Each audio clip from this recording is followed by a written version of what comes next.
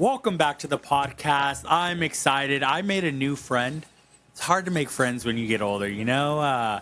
It's your circle gets a little more smaller, But I was at SHOT Show, as you guys know, and I ran into Hammy, and I asked him, would you be on the podcast? Because I'm interested in the things that he does.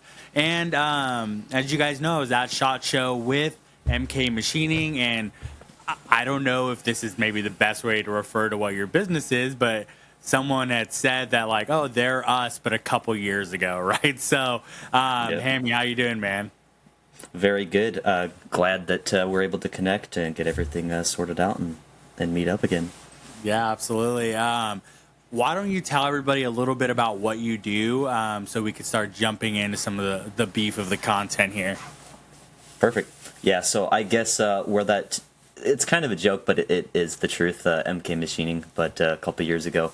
Basically, they are very high-end printers with metal printing, extremely expensive, high-quality, like MJF printing and stuff.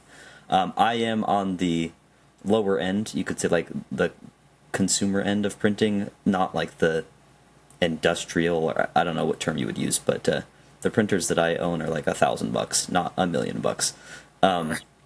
So, yeah, so I am a one-man small business. I am currently trying to get some more packaging help and potentially get some more design help and stuff, but currently one person doing it all. And what I design is kind of whatever interests me at the time. So I started out by designing a gun wall for grid wall in my basement. And then people saw that and were like, hey, can you do that, but for pegboard, kind of like you have right behind you? Or can you do that for slat wall or secure it or Gallotech or some people were like, hey, I have a safe, but on the outside of my safe I want to be able to put my mags. Can you come up with something? And so magnets work really well for that. So that's how I started, is basically storage for guns and ammo and mags and all that stuff. And then I've started getting into accessories like flashlight covers, scope covers, anti-reflection devices, or kill flashes, as some people call them. I mean, the list keeps going on, like mag couplers. Well, yeah, you have a lot of stuff on your website, right? And so, well, here's the thing, right? So I was at the MK Machining booth. They were a very popular. They were sort of the ball of the bell while I was there. I was having a real hard time getting them to do some filming with me, and you were there showing them some of your products, and they just so happened to have a firearm, or, well, not a real firearm, but I think just like an assembly that you had a stand for. And you were like, oh, does this fit? And they were like, you tried it out and you figured like, cool, yeah, I'll just leave it here. You guys can use it.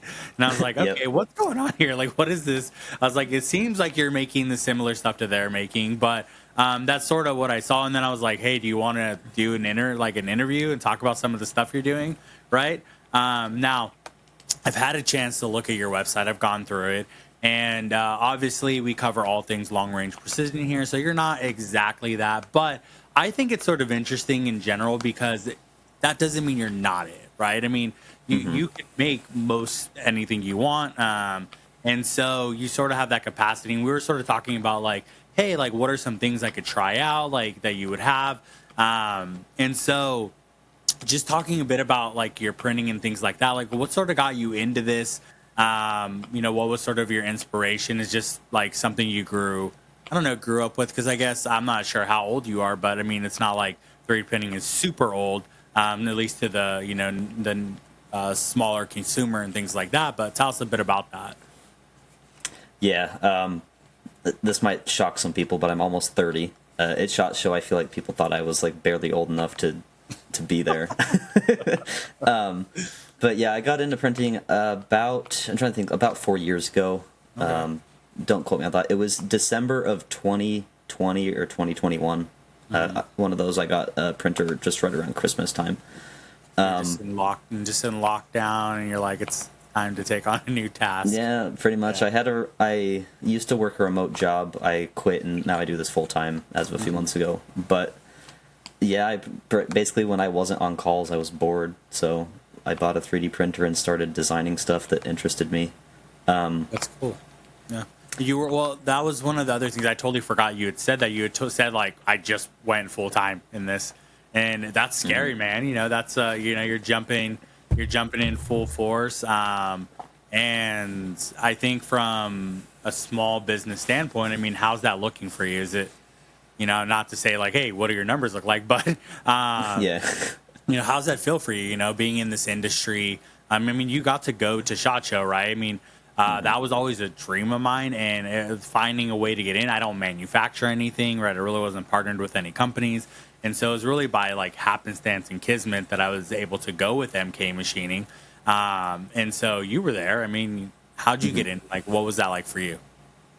Yeah, people have been asking me to go for a few years, and I consider myself risk averse, whereas like I probably could have gone full time a couple years ago because the more time I devote, the better the business does. I mean, it's pretty simple. The more time I can design and put into marketing and put into making my photos better, etc., the more I make. But yeah, it was. I had to feel very confident before I walked away from the job I had worked at for years. But yeah, SHOT Show, I finally decided to bite the bullet because people have been asking for a couple years. And then I have become friends with one of the guys from TFB TV. And he was like, dude, you should totally come and we can hang out, basically. And so I was like, okay, say no more, let's do it. And yeah, I haven't looked at like how much booths are, but I'm pretty sure they're pretty freaking expensive. So I was just like, I'm just gonna walk around with some products and talk to people. Yeah. And then, I left. I think what they had was like a P320 chassis or something. And I was tired of carrying around the stands in my backpack because I had like 20 of them and they were getting heavy. So I just gave them one. I was like, I don't want this in my backpack anymore. Yeah. Well, that's funny. You weren't the only one. I met up with a couple people that were sort of doing that same thing, walking around, showing their products around. I think it's funny. I was just talking to another company, and they were asking like if I'd be interested in going and sort of like joint promoting at one of these things. And I was like, I don't sell anything, right? I mean, I sell attention, really, but that's not like a real product, right? I mean, there's no innate value for me sitting at a booth. It's better for me to be out talking to people, like doing, videos and stuff like that. But I mean, you make a lot of stuff, right? So what's some of your favorite things that you like printing? I'd say my number one would be the item that got me started, which is the buffer tube wall mount. It's a good product when it's been copied like 30 different times from people online. But basically it allows you to screw into the wall and then you can hang an AR by the buffer tube. So the carbine buffer tube, I don't have one handy, but it's like a circular tube, but then there's a part where it sticks out a little bit, which is where it has like the 6 positions where you can latch the stock in.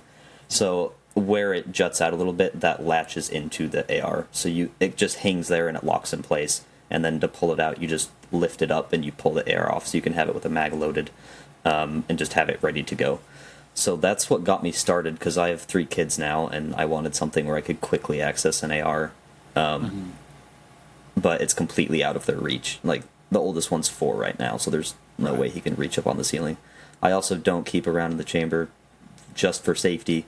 When I conceal carry, obviously I do, but for in the house I don't. I know some people do, and I would say power to you. Yeah, but, teach your own, right? Yeah. Yeah, absolutely.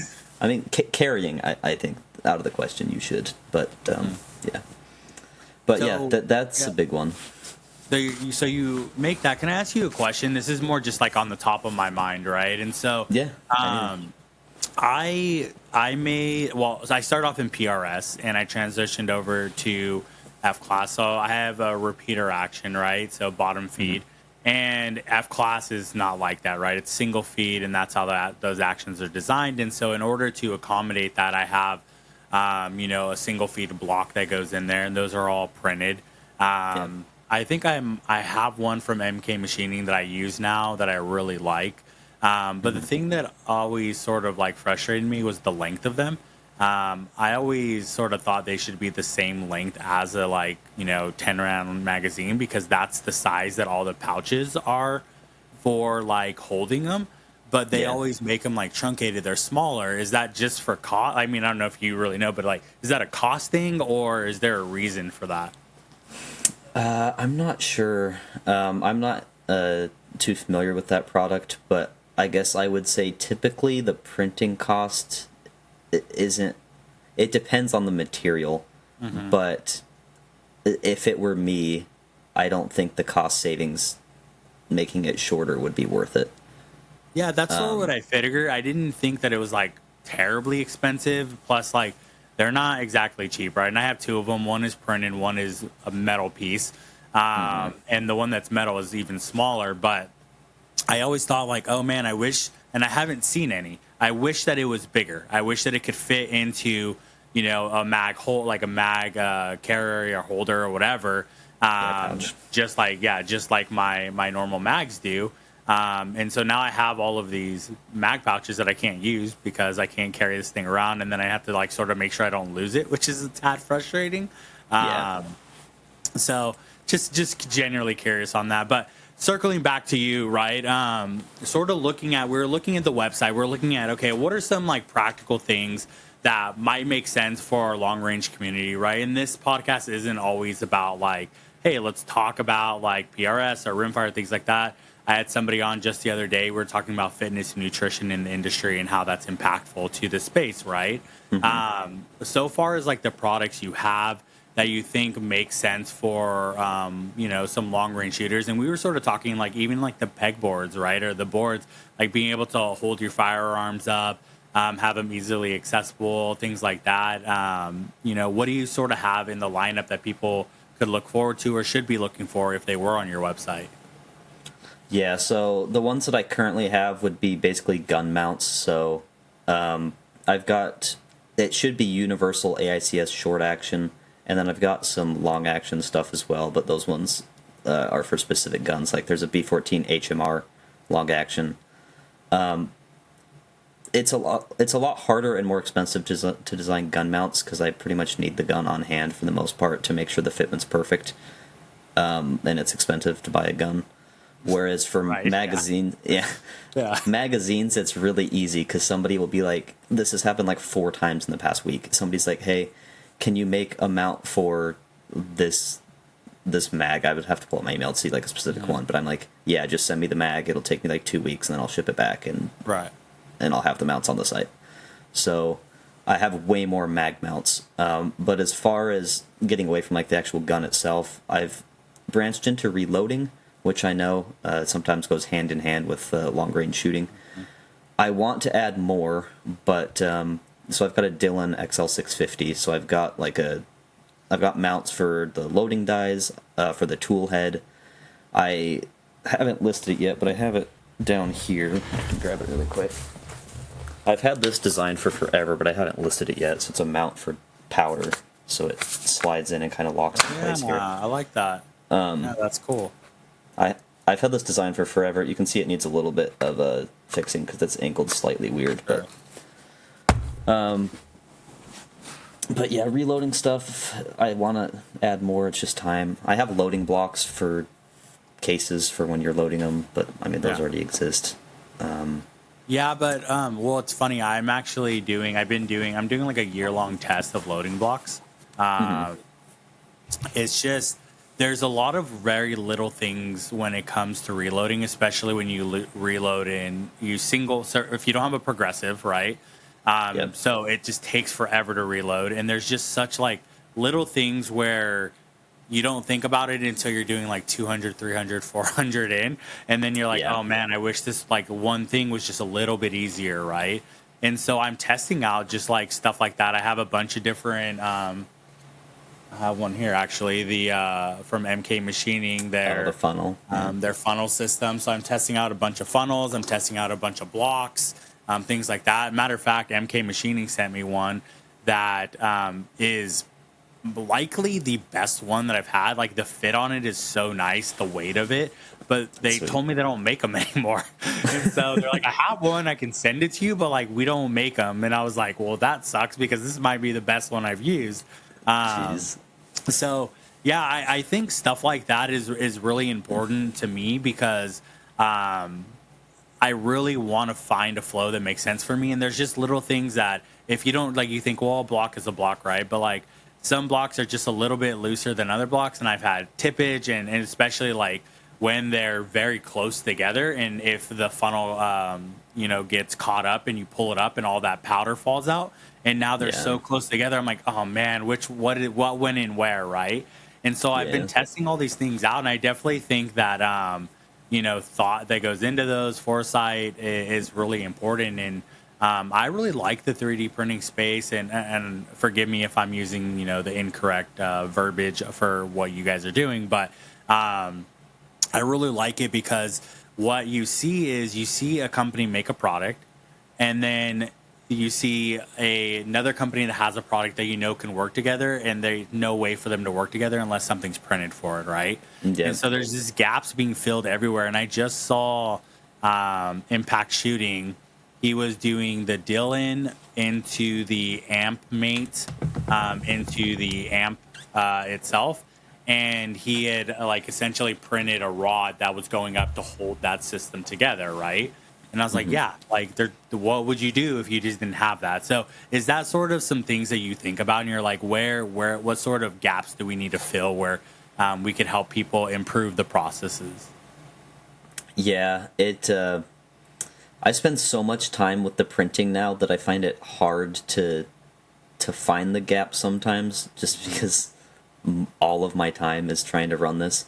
But yeah, back when I was reloading with the Dylan, there were some things that I printed just because, when you're adjusting the powder, it's pretty freaking annoying to get a wrench back there. So I printed one of the powder caps, or the powder knob adjuster caps and stuff.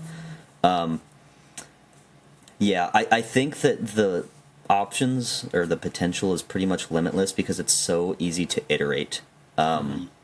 Or to see something and be annoyed, and instead of having to look for a product, you can design it and have it printed in a couple hours.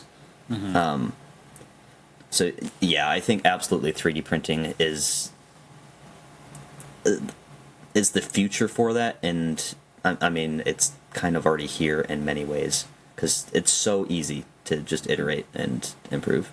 I mean, it's super easy for people that are smart and know how to do it, like you, right? But if you put one in my house, it's going to be sitting as a paperweight because I have no clue how to run anything like that, right? But I do think of that sort of stuff a lot, where I'm like, man, if this was even just the Henderson trimmer, the angle on it, I don't like the way it sits, and so I had to hammer some wood together so it would be angled better.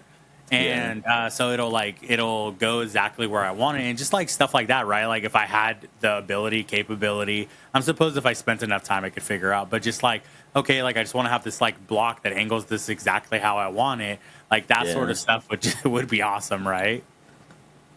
Yeah, and I guess that's one big thing about the printing is I wouldn't necessarily say that the printing aspect of it is hard. Because, I mean, if you buy a nice printer, to some degree it kind of is. You just tune the printer and then send the file and then it's done. So the meat and potatoes of it, you could say, is the designing, which is what takes most of the effort, most of the skill, and most of that time.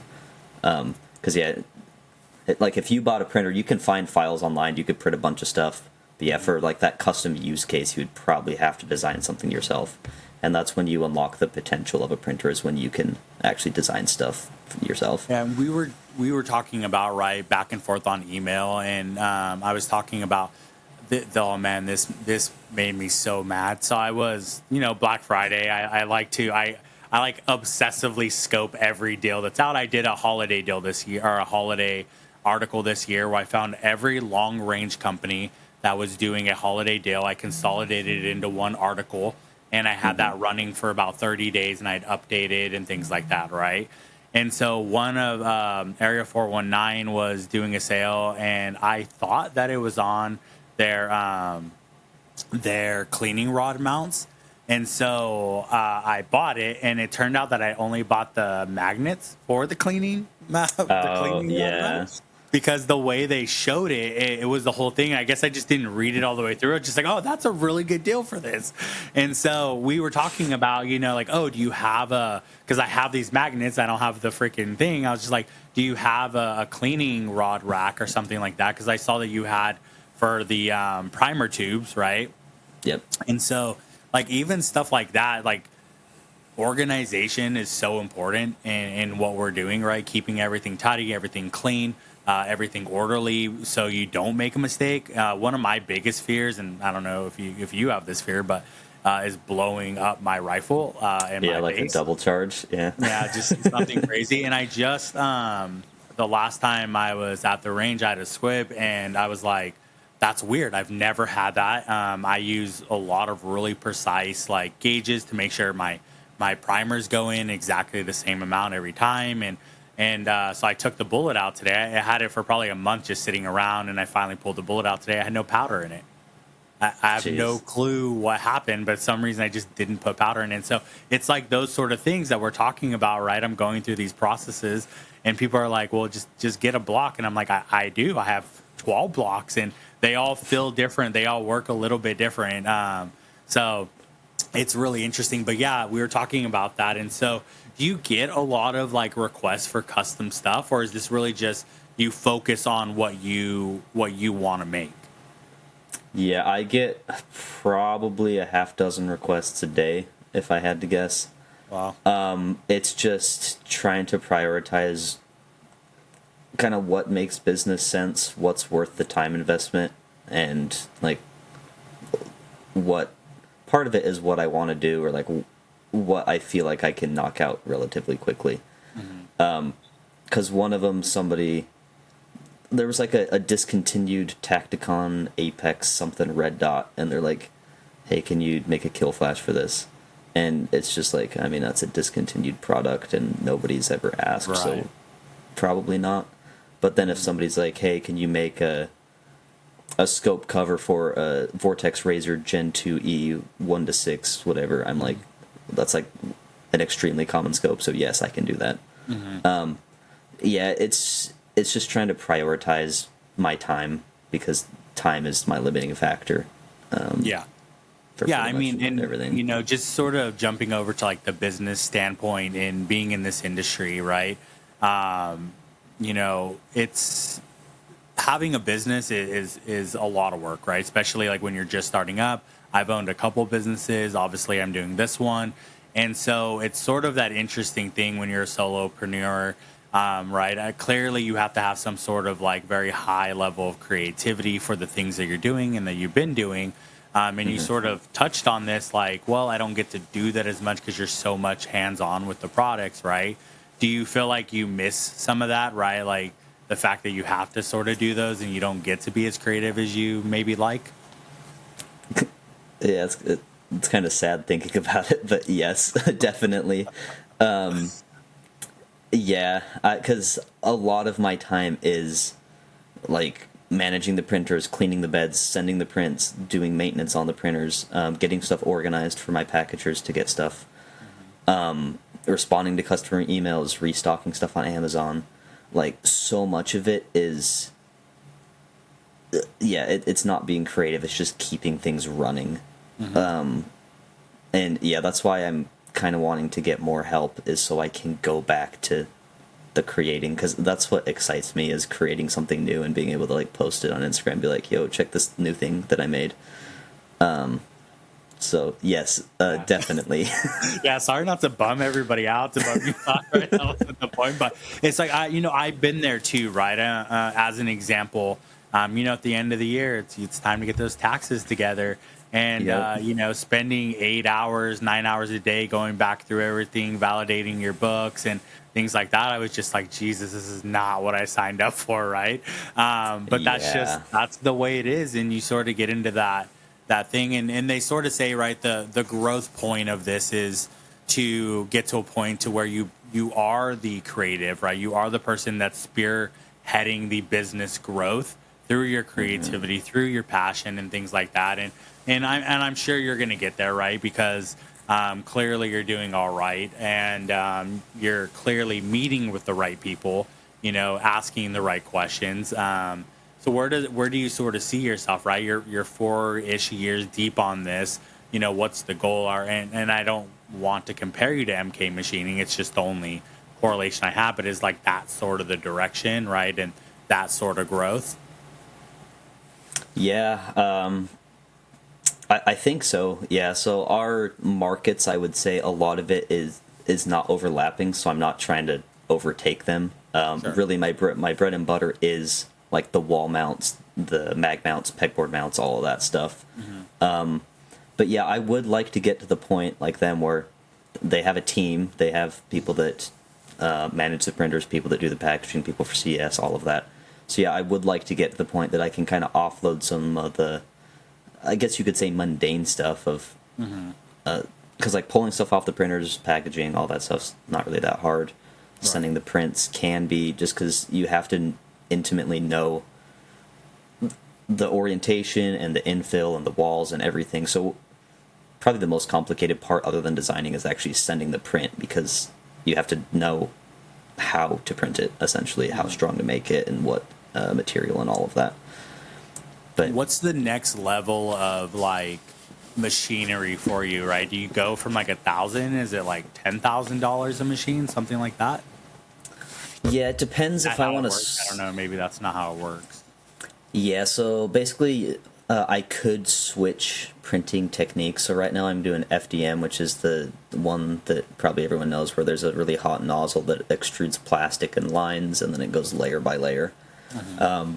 So the reason that I'm doing that, and I choose my filaments carefully, is, as you can see, I'm in an unfinished basement. Nothing too fancy here. And I print in just the other room over there. So I'm somewhat limited. I don't print toxic filaments because I don't want to be breathing that in, because I am down here so much. So I think the next steps would be getting a dedicated workspace, like a warehouse or something. I don't know yet if I want, because I'd obviously have to do experimentation about branching into new printing. But there is like SLA, there's MJF, but sorry, I think it's SLS, yeah, selective layer sintering or something like that, not SLA. It is way more expensive, and I would need a dedicated space. And then there's also post-processing, so usually those prints requires more post-processing than just pulling the print off the printer, which is what I currently do. It would be a huge leap. Yeah. But I mean, I think that, not to like plan your business out for you, but, it seems that things are going, fairly well for you. I like a lot of the stuff that's on there, and I don't really use a lot of it, right? But I sort of thought like, oh, okay, that looks cool. And you have like a huge variety of stuff, don't you? Yeah, I've got over 2,000 so products. Huge, like, not variety, but there's like, you have a lot of options for like very similar products. Yeah, exactly. Yeah. It's too much to handle sometimes. So let's talk a little bit about shooting, right? We talked a little bit about your sort of long-range experience. I got to hear a little bit about it, but you want to tell everybody else? Cool. Yeah, so I guess very quick backstory. I'm into guns because my grandparents were. They take me hunting as a kid. And then as I got older, I kind of wanted to go from shooting like a bolt-action Remington 700 out to like 100 yards is usually what we would hunt deer at. And then I have one of my good friends that's into long-range shooting. I don't remember exactly what kind of rifle he has, but he recommended that I get a Brigard B14 HMR. So I got one of those in 6.5 Creedmoor, and I've shot that one, I think, out to like 600 or 700. There's a range down in... I don't live in Utah anymore, so I don't remember I think it's like North Springs Range. It's somewhere down in southern Utah. And you can shoot pretty far down there. And then kind of out by Utah Lake, by West Mountain, I shot, I think, 900 or so yards with that friend. So I wouldn't say that I'm an expert by any means, but I've read Wind, I've used Strelok Pro, I still have that on my phone. I think it's like banned now or something because Russia, I don't know. But yeah, I've dialed, I've held for wind, all that stuff. No expert, but I've got a taste of it, and it's really fun. Yeah, and certainly not trying to throw you on the spot and be like, yo, tell us all about long-range shooting and how to do it, right? But you were just sort of telling me about it, and this is sort of the thing, right? Like, part of my mission is to expose long-range shooting to more, more of the community and sort of spread my passion, right, about it and why I think it's fun and why I think it's interesting. And I love like sort of like where you've been and where you're at with your shooting, right, and your long range experience, because I think for anybody who does shoot, that's probably likely pretty close to the experience they've had, right? They've never really done like competition long range shooting or really focused in, right? They've done, maybe some blinking and maybe some fun target stuff with their friends. And if they're lucky enough, they've been out to somewhere that had some distance. But most of them like aren't really sure about it, right? Or what it is. And so even that setup you had, right, with, the right ammo, a couple little tools, you can get out there, you can go and have some fun. You still own that rifle? Yep, I do. Yeah. You get out and shoot it all? Not currently. Where I'm hanging on one of your wall mounts. It is. I've got it hanging on a grid wall gun mount in the other room. I liked the B14 so much, I actually bought the B14R, which is like the 22 equivalent of it. But nice. Yeah, it's hanging in there. Where I'm currently at, the range I usually shoot at, I only go out to like 100. So I have some in-laws that they let me hang a bunch of steel targets in their backyard. So I pretty much just shoot in their backyard. So kind of the long range is on pause until I get some land or I get enough time. It's called the Bench Rest Rifle Club here in St. Louis, or it's not actually St. Louis, it's like an hour away, but it's like 15 minutes from my house, and it's awesome. But it's awesome. Expensive, and you need time. Yeah, I mean, it's too bad you moved from Utah, right? Because, I mean, the gun and long-range community is exponential out there. It's pretty wild. I had a chance at SHOT Show. I ran into long-range, Utah long-range shooting. I think that's what it's called. Oh, I know who you're talking about. Man, I don't. It's escaped me, but I'm like a huge fan, right? I love their channel, and I ran into them at the Right in Rain booth, and I was just like, I had to stop. I was like, yo, I'm a huge fan. They like, I would love to fly out and film like at your guys' location, and they were like, yeah, like come out and film, like not a problem. And I was like, dude, I'm first off, I'm keeping that, but I'm keeping that. Or I'm gonna show up and be like, remember me? You guys said I could come out. But yeah, I was such a huge fan, man. And I have another person, Kendra, who's on the podcast because her husband works at Desert Tech, and she used to work there. And so part of her sort of thing when she's at SHOT Show is to find all of the Utah-based companies that are out there. And so she had put something up for that. But yeah, is there a long range shooting community around you? Yeah. Sorry, is the name of the company Long Range Shooters of Utah? Yeah, yeah. That's what it's some mixture of those, right? I'll put it on the screen, guys. It's right here. Yeah. Right. I think there is, because the Bench Rest Rifle Club is supposedly one of like the best ranges in the nation, and so I went as a guest one time, and they had like shooting matches, and apparently people fly out and shoot matches there a bunch. That's what I was told. Don't quote me on it though. I was a guest. Well, I have to check it out. That sounds awesome. I only know a few people that I go shooting with out here, mostly because I spend all of my time either working or with my family, pretty much. I'm trying to think what else I do. I pretty much work, spend time with my family. Yeah, that is most of the life of an entrepreneur, isn't it? It's 100-hour work weeks most of the time. Yeah, I got tired of the 9 to 5, so now I work the 8 to midnight, is what I say. Yeah, it's the best. Pretty accurate. I mean, look, it's right now. It's almost 8 p.m. and we're doing a podcast, right? Well, it's later for you, right? Yeah, it's almost 10 here. Yeah, it's almost 10 there. So, I did give you the option to come on 50 minutes early, though, and you were like, "You did. No, I want to push it later. I want to live on the edge." So, I don't go to bed till midnight most nights. Okay. So it's easy for you. Well, yeah. I definitely want to, give you an opportunity to tell people, a bit about your website. Maybe there's some things that you want to highlight, some things that maybe some of your best sellers, maybe some of those, unsung heroes that aren't getting as much attention as they should. Yeah, let me pull up my site really quick. I guess if some of your viewers would happen to know me, it might be through the Life Prop Radar or the heartbeat sensor from Modern Warfare 2. So I made a prop version of that from the original Modern Warfare 2. That's cool. I really like that one. I'm trying to think what else. I came out with a modular magazine and silencer rack, which is really cool. So basically, you can just stack it on each other, and it's got slots for silencers or mags. That's that one's cool. really cool. Unfortunately, that is something that I have no use for here in California. Yeah, that It's is a very unfortunate. sad world I live in over here. I don't know. There's just so much.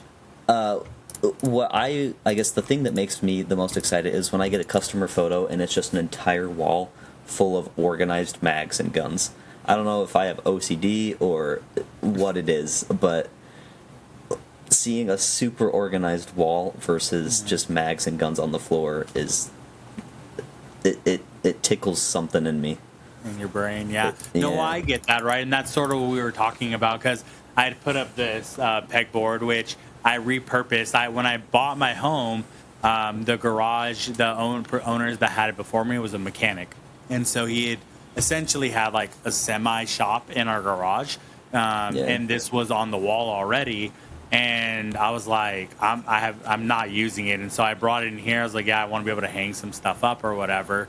And, but it was like, I had to repaint it because it had like all these stains on it from whatever the heck he was doing. Yeah. But I'm the same way, right? Organized, cleanliness. I'm even right now I'm going to be doing some stuff with inline fabrication. So I can clean up my reloading a little bit, right? Have it a bit more organized and be able to move things around, right? Part of what I do with blackplagueprecision.com is the companies that send me products to test out, to use or to have, I take them with me when I go to local matches or when I'm at the range, so people can take a look at them firsthand, test them out themselves. Not everybody's as lucky as me to get these products, and a lot of times these companies are smaller, right? And word of mouth is huge in this industry. And so in my effort to spread long range shooting and to help these companies out who are helping me, I sort of do that. And so I'm really excited. We're going to do a couple things together, and I'm hoping that, people will, find some value in it and want to go over there. And hopefully there'll be, one of those half a dozen people that are emailing you on the daily saying, hey, we need a couple more long range products on your website, right? So that would be sort of the plan. But before we jump off, I do want to make sure we give the opportunity to pitch your social media accounts, give your web account and things like that.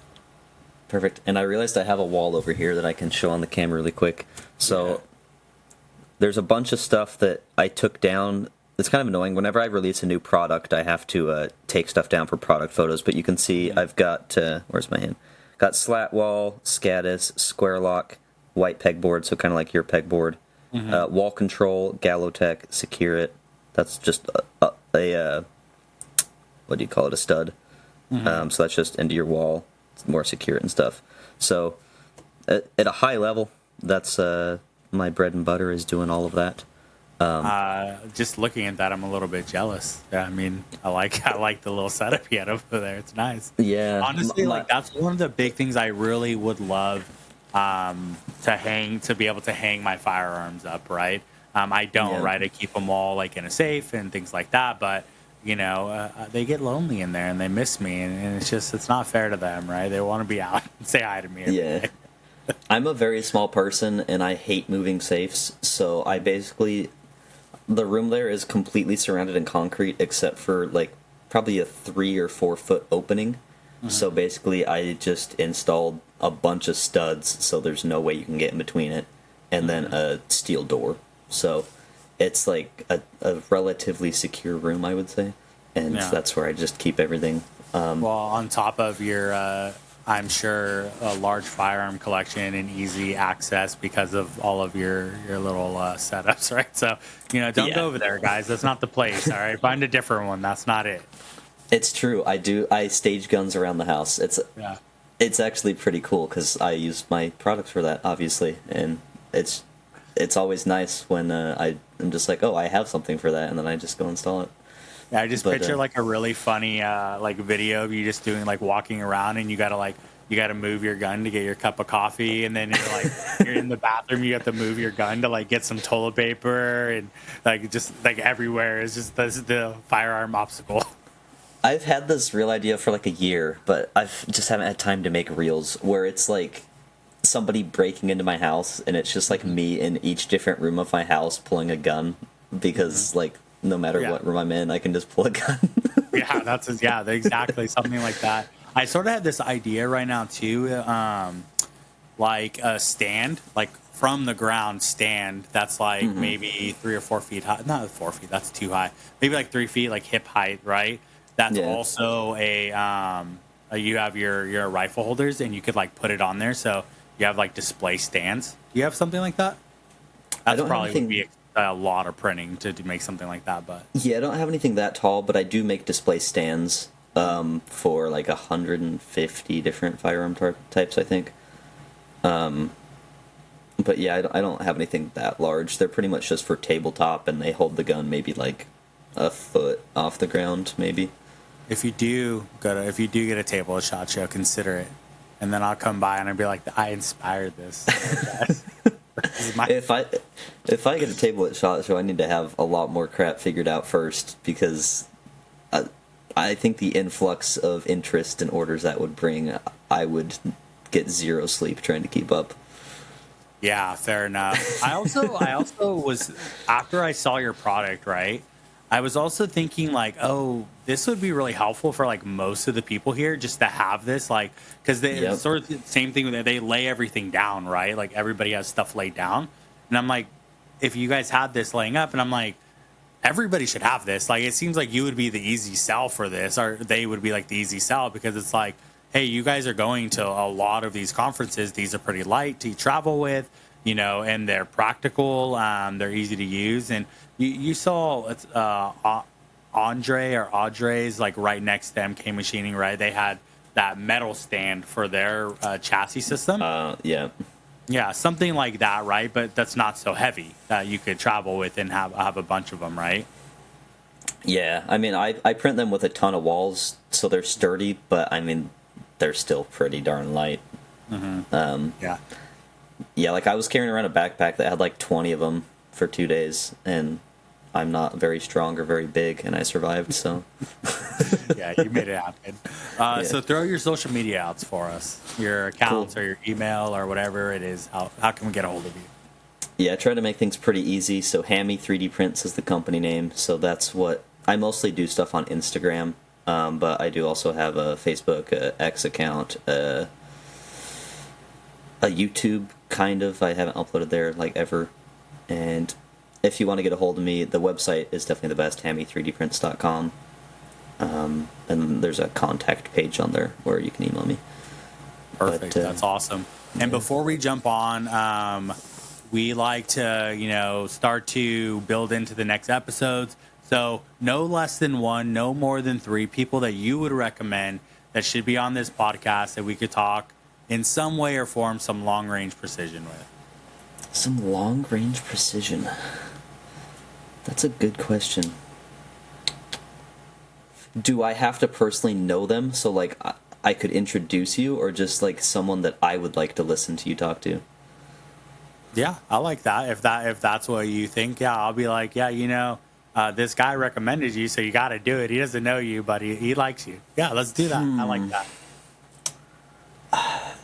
I mean, I like my Bergara firearms a lot. I like my Citron scopes a lot. I think they're, like, relatively unknown. Both of those companies are really cool. Okay. I'm trying to think of a specific individual. I believe his account on Instagram is Clark Shooter. Okay. I believe he's pretty big into the long range. I'll take a look at it. So we got Bergara. What was the scope company? Citron. Citron, and then, all right, we'll put them up. We'll see if we can get a hold of somebody. Everybody's been really receptive for the most part, especially a lot of the people from SHOT Show to come on, talk about some shooting stuff. So, you never know. But we appreciate it. I'm really excited, for what you're doing. and I'm hoping to see you more around, at these things. I don't know if you're going to be there, but I'll be at the Precision Rifle Expo later on this year. And so if you happen to be walking around, let me know, and, we can hang out for a bit. Where and when's that one? It's going to be in Little Rock, and I want to say it's in October, somewhere around there. Yeah, I mean, that wouldn't be too far of a hike. I'm in Missouri, so that's not too far away. Mm-hmm. Yeah, so I'm excited about it. There's a bunch of them, throughout the country, but I have to be, I'm going to film a bunch of places too, so I gotta be pick and choose. So, all right, man. Well, we appreciate you being on. Thank you guys for listening in, and as always, get out to the range and take the shot. We'll see you next time.